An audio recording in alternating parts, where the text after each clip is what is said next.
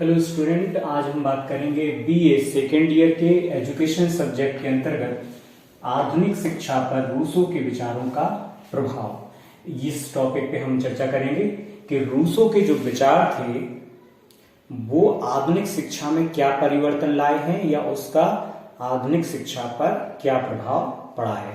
तो हम चार मुख्य पॉइंट पे बात करेंगे: मनोवैज्ञानिक प्रकृति, वैज्ञानिक प्रवृत्ति, सामाजिक प्रवृत्ति और प्रकृतिवादी प्रवृत्ति।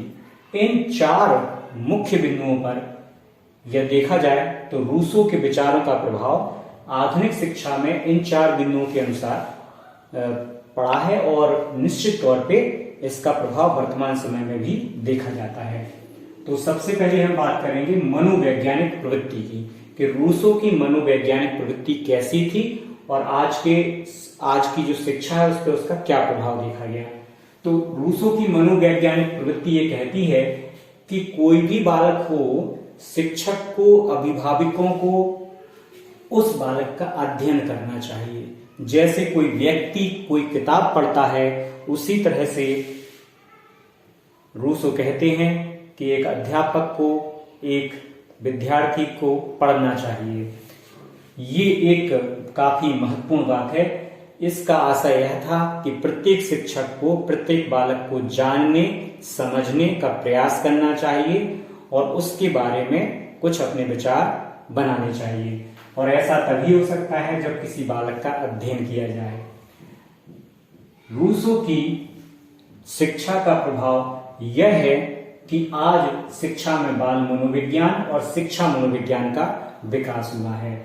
और ये एक महत्वपूर्ण बात है कि रूसो ने शिक्षा में बालक को केंद्रीय स्थान पर रखा है, अर्थात बालक शिक्षा के लिए नहीं है बल्कि शिक्षा बालक के लिए बनाई गई है। इसलिए शिक्षा को बालक पर थोपना नहीं चाहिए बल्कि शिक्षा को ऐसा होना चाहिए कि जिसके धारण करने पर बालक की जो प्राकृतिक स्थिति है या प्रवृत्ति है उसमें कोई प्रभाव ना पड़े, बल्कि बालक प्राकृतिक रूप से सीखे और किसी भी कार्य को करे।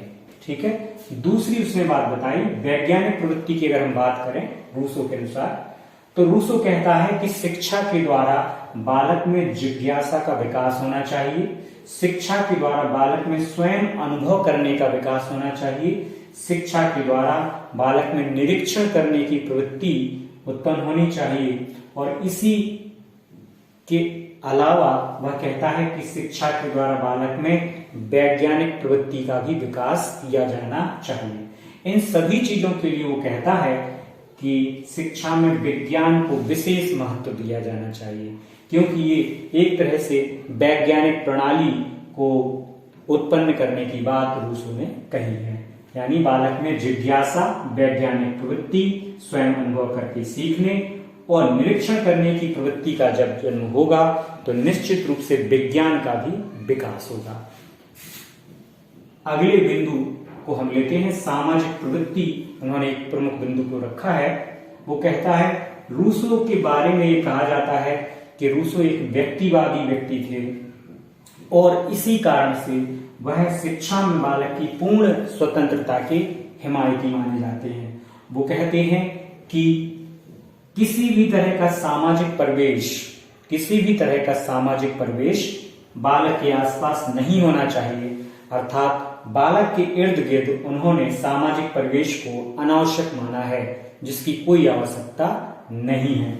वो कहते हैं कि शिक्षा के द्वारा बालक में सहकारिता, सहयोग, सहानुभूति, नैतिकता और जीविकोपार्जन जैसी स्थितियों का विकास किया जाना चाहिए, अर्थात वो नैतिकता और आत्मनिर्भरता को शिक्षा में अत्यधिक महत्व प्रदान करते हैं।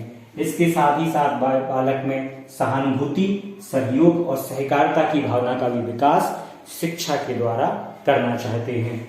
अगर हम देखें प्रकृतिवादी प्रवृत्ति के अनुसार रूसो कहते हैं कि बालक को कोई भी ज्ञान स्व अनुभव द्वारा प्राप्त होना चाहिए और बालक को ज्ञान क्रिया द्वारा प्राप्त होना चाहिए। यानी स्वयं क्रिया द्वारा, स्वयं अनुभव द्वारा बालक को ज्ञान प्राप्त होना चाहिए।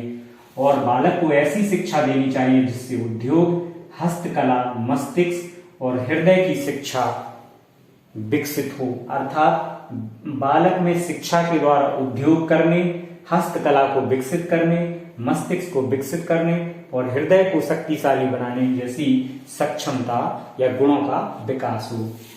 रूसो मानते हैं कि किसी भी शिक्षा में बालक को किसी भी तरह का शारीरिक या मानसिक दंड नहीं देना चाहिए, बल्कि वह बालक को प्राकृतिक दंड के हिमायती माने जाते हैं। यानी प्रकृति स्वयं बालक को दंड देगी। अगर बालक कोई गलती करता है तो प्रकृति उसे स्वयं दंड देगी, लेकिन आप शिक्षक हैं, आप बालक को किसी भी तरह का दंड नहीं दे सकते हैं। तो वर्तमान समय में हम लोग देख रहे हैं कि आजकल विद्यालयों में शारीरिक दंड पूर्ण रूप से निषेध कर दिया गया है। तो ये रूसो का शिक्षा पर एक महत्वपूर्ण प्रभाव माना जाता है। रूसो ये कहते हैं कि बालक में निषेधात्मक शिक्षा का विकास किया जाना चाहिए।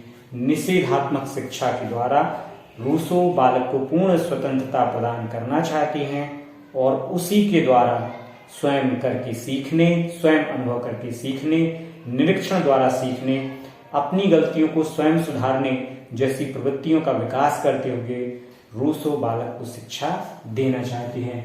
तो इन 4 बिंदुओं के आधार पर हम देखते हैं कि आधुनिक शिक्षा में रूसो के विचारों का महत्वपूर्ण रूप से प्रभाव पड़ा है। सबसे महत्वपूर्ण प्रभाव तो यह है कि शिक्षा में अब बाल मनोविज्ञान और शिक्षा मनोविज्ञान को शामिल किया गया है और उसी के आधार पर विद्यालय के अनुशासन, विद्यालय के वातावरण, विद्यालय के पाठ्यक्रम, शिक्षकों की स्थिति और अन्य सभी चीजों का विकास वर्तमान समय में किया जा रहा है।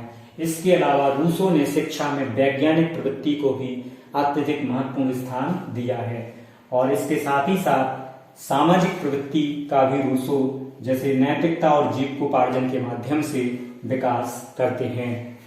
अगर हम प्रकृतिवाद में देखें तो आज के समय में जो भी शिक्षा व्यक्ति को व्यावसायिक रूप से सक्षम बनाती है, उनका विकास हुआ है, तो निश्चित रूप से यह उद्योग, हस्तकला, मस्तिष्क और हृदय की शिक्षा के अंतर्गत आता है, जिसमें स्व अनुभव द्वारा ज्ञान प्राप्त करना और क्रिया द्वारा ज्ञान प्राप्त करना जैसी चीजें शामिल होती हैं। तो निश्चित रूप से आधुनिक शिक्षा पर रूसो के विचारों का बहुत अधिक प्रभाव देखा जा रहा है, क्योंकि वर्तमान समय में जो बालक है वो शिक्षा में केंद्रीय स्थान प्राप्त कर चुका है और बालक के अनुकूल ही विद्यालय के वातावरण, शिक्षा के पाठ्यक्रम, शिक्षा में अनुशासन, शिक्षा में दंड, शिक्षा में अन्य सभी चीजों को शामिल किया जा रहा है। जैसे आप देख रहे हैं कि हमारे यहाँ पर कक्षा 1 से 8 तक या कहें कि 6 वर्ष से 14 वर्ष तक की आयु के सभी बालकों की जो शिक्षा दीक्षा है वो पूर्ण रूप से निःशुल्क कर दी गई है।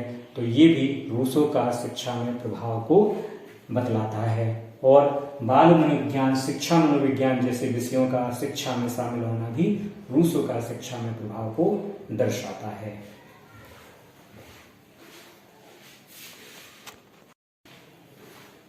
अगर हम आधुनिक शिक्षा पर रूसो के विचारों के प्रभाव को देखें तो रूसो ने जो वैज्ञानिक प्रवृत्ति दर्शाई थी उसके कारण ही आज विज्ञान विषयों में जंतु विज्ञान, वनस्पति विज्ञान और भौतिक शास्त्र जैसे विज्ञानों को शामिल किया गया है, ताकि बालक में वैज्ञानिक प्रवृत्ति का अधिक से अधिक विकास हो। अगर हम प्रकृतिवादी प्रवृत्ति की दृष्टिकोण से देखें तो रूसो के विचारों का आज के समय की शिक्षा पर यह प्रभाव देखा जाता है कि ह्यूरिस्टिक प्रणाली, प्रोजेक्ट प्रणाली, डाल्टन प्रणाली, बाल्चर प्रणालियों का विकास रूसो के विचारों का आधुनिक शिक्षा पर प्रभाव को स्पष्ट रूप से दर्शाता है।